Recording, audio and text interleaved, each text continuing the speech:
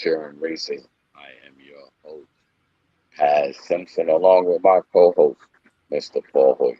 Together, we are examining your commonly accepted beliefs that turn into your unconscious bias reflexes.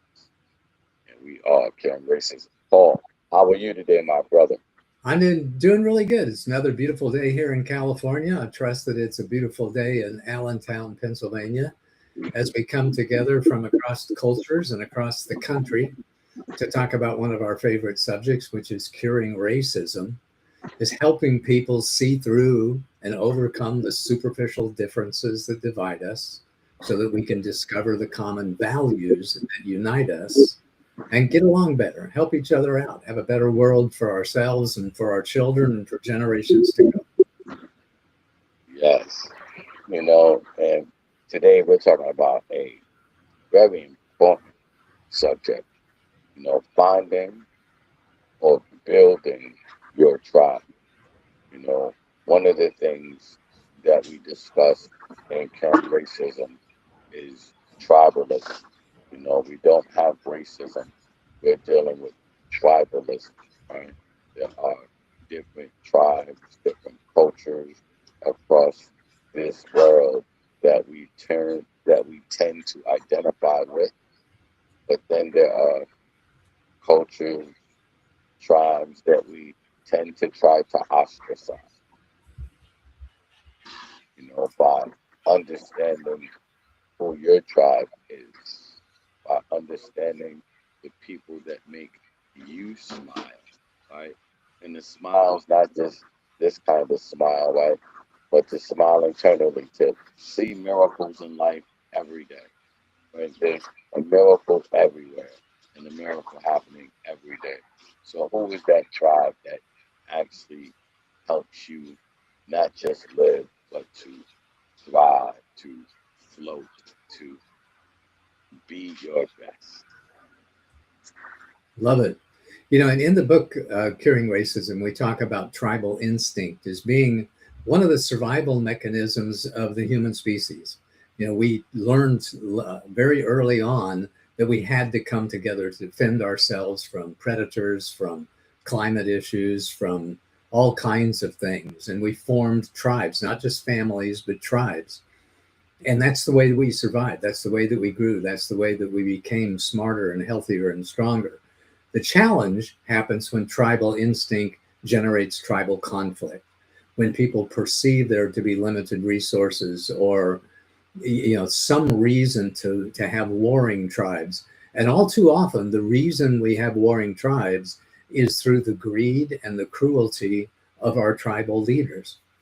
So when we talk about forming a tribe and picking your tribe and finding your tribe, one of the things that's real important to me is to look at your tribe and find out whether the leader of that tribe is a cruel and hostile person. Because if they are a cruel and hostile person, that's not your tribe. There's an exception to that, like in times of war, you really want some bad son of a bitch, hard ass, leading the charge. But when there's not war, you don't want that cruel and hostile person turning a peaceful situation into a warring situation. So when you think about finding your tribe, think about finding that group of people that supports you, that encourages you, that makes you feel safe, that wants you to grow, that wants you to be happy, that wants you to be strong. But watch out for those tribes where the leaders of the tribe are cruel and hostile, because that can only lead to trouble. Yes. So, in finding and building your tribe, you know, what is enhancing you to love yourself more, right? And to put more love into the world. You know, um, Greg Reed says, fill your cup up with love and let others bask in its overflow. So your tribe, right, should allow you to love yourself so much that you can have enough love for yourself and for them. I think that's beautiful. And sometimes people ask me, well, how do I increase the love in my life? And the answer is really easy. And that is reduce the stress and the tension. because fear is what separates you from a magnificent abundance of love, from an ocean of love. When we let go of our fear and our tension and our stress, I think love bubbles up automatically. We just become loving and kind person because that's what's on the other side of that. That's the opposite of fear. Today's little empowering sequence that I post every day is I empty myself of all my fear and fill myself with love. I empty the fear and I embrace the love.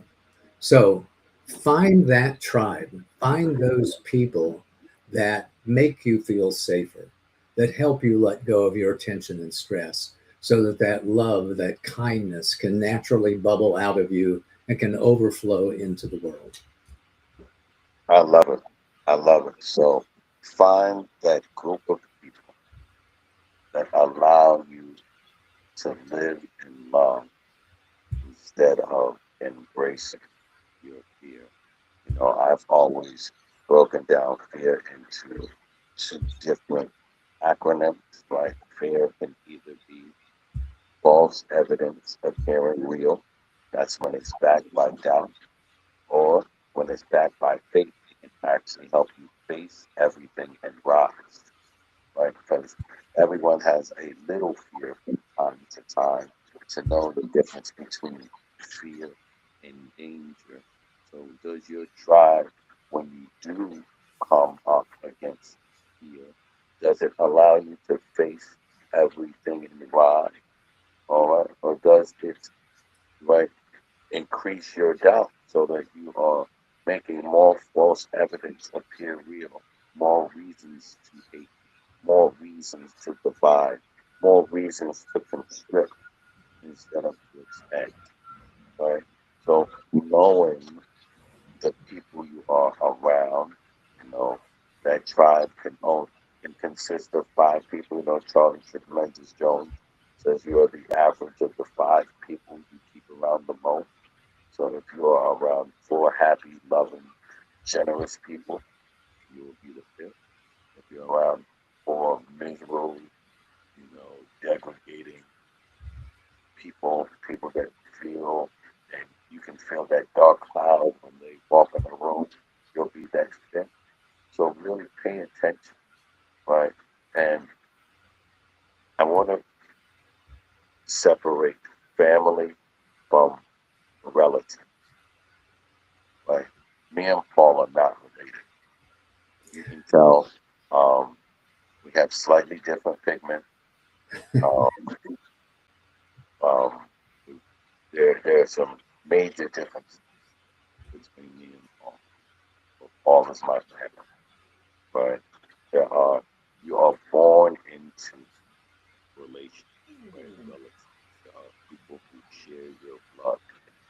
That does not always make them of the same mindset, of the same thought set. That does not always mean that they are going in the same direction. They may just be able to donate some blood. I love that. That's a really good concept that your family of origin, those people related to you by blood, may not be your best tribe. You may need to look elsewhere. Look towards the people who really do care about you, who really do want you to succeed, and are not so caught up in their own fear and their own stress and their own anxiety, that they bring you down with them. That's another thing. When people are fearful and anxious and angry, what they want a lot of is they want other people to be fearful and angry and anxious too, because it validates their own feelings and somehow makes them feel safer. If they're in the community of everybody that feels the same way that I do, it just makes me feel better about myself. And we don't want that for you. What we want you to do is reach out and find those people who love you, who care about you, who are friendly to you, who want you to have fun, who want you to have deep connections, who want you to have success, and make them your primary tribe. Yes, the quote from my book is misery loves company, but so does happiness. Yeah. Right? So make sure, there are all kinds of things. Our friend Joe Movement has things like the kindness circle. There are so many different things. Paul has the Good Power Project. I'm currently building my 30 square movement to get back into really helping 30 people really become more happy and focused and intentional, right? Yeah. So there are ways to find your tribe. The greatest thing about the internet is that the world is now flat. Your tribe doesn't need to be in your city. As you hear, Paul is in California, as I'm broadcasting here live in Pennsylvania, but that doesn't make our tribe any less loved. Right? Amen, brother. Yeah, Amen, brother. I'm happy to have you as part of my tribe, part of my founders, part of my leaders in our tribe that is dedicated to helping this world be a better place by teaching the fundamentals of why racism exists and what we can do about it, and by helping other people realize the incredible power that they have to focus their attention, make great choices, live a better life, and make this world a better place for everyone. yeah, it starts with our own personal accountability, right? Being able to say, I love me, so I can love you, right? Finding people that love you for just you, not for what you can do, not for. So there's a great song that I played over and over. It's a rap song by a rapper called Fabulous. The song is called Frenemies. And there is and this is a great way to think about building your tribe. Uh, in the hook, it goes, do they love you because you're beneficial, or do they love you because you've been official? There's a big difference, right? Right? Like if you're beneficial, that means they love you for what you bring to the table only. Or do they just love you because you're beneficial? Right? But because you are who you are, their stamp of Paul's beautiful smile, you know, the I love Paul for all of his good power stuff. I love Paul, for everything that he is, and even if we never would have done anything together, I don't think that would have stopped, my ability to love Paul, right? Because it's not because he's beneficial, right? Right. So, um, and and and I know for some people, especially for those of us who are um, decision makers, right? So CEO, um, nonprofit leaders, mayors, whatever your high title may give you, right? It may it may only make you think about people coming to you because you're beneficial, right? People are looking for the benefits of knowing you. So be careful in why you're making new relationships and building your tribe. Are we building our tribe out of mutual love, or and it's okay to know if this is a transactional relationship, because sometimes we need those too, right? But knowing the difference, someone who's in a transactional relationship is not going to be a long-term member of your tribe. Well said. And thanks for the kind words, Paz, and right back at you. I think I loved you from the first big smile that you gave me at a business conference, 11 years ago. So let's see that. There you go. Let's see that big smile. The happiness engineer, Paz Simpson.